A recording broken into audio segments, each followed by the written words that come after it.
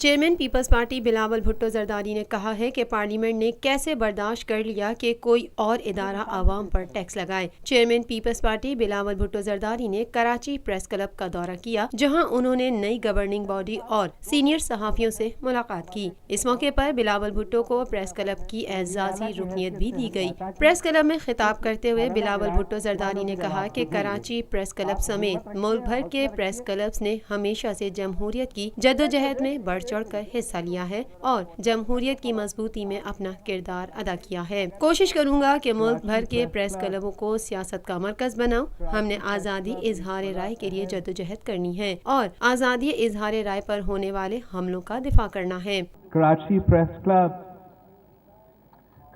Press club ایک بڑا اہم ادارہ رہا ہے ہماری جمہوریت کو مضبوط بنانے میں، اور جب بھی جمہوریت پہ حملہ ہوا ہے اور پاکستان پیپلز پارٹی نے اپنے جدوجہد شروع کیا ہے، تو پاکستان پیپلز پارٹی کے لیے اور باقی جمہوریت پسند قوتوں کے لیے پریس کلب کے جو ادارے ہیں وہ ایک بڑا ضروری اور بڑا اچھا سہولت پرووائڈ کرتی ہے، ایک اسپیس پرووائڈ کرتی ہے۔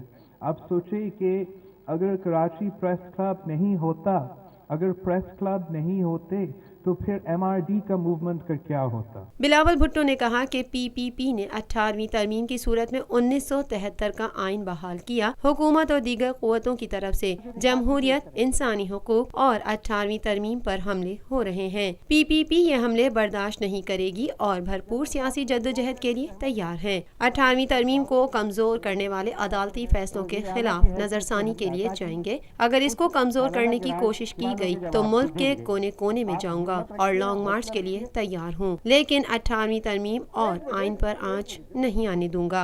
اور آج کل فرام آل ڈائریکشنز، حکومت کی طرف سے اور دوسری جگہوں سے بھی ہمارے فریڈمز پہ، ہمارے جمہوریت پہ، ہمارے انسانی حقوق پہ اور اس کانسٹیٹیوشنل امینڈمنٹ، پیپلز امینڈمنٹ پہ حملے ہو رہے ہیں، اور پاکستان پیپلز پارٹی یہ بالکل برداشت نہیں کر سکتا۔ پاکستان پیپلز پارٹی 1973 کی آئین اور دی 18th امینڈمنٹ کی تحفظ کے لیے بھرپور سیاسی جدوجہد کرنے کے لیے تیار ہے۔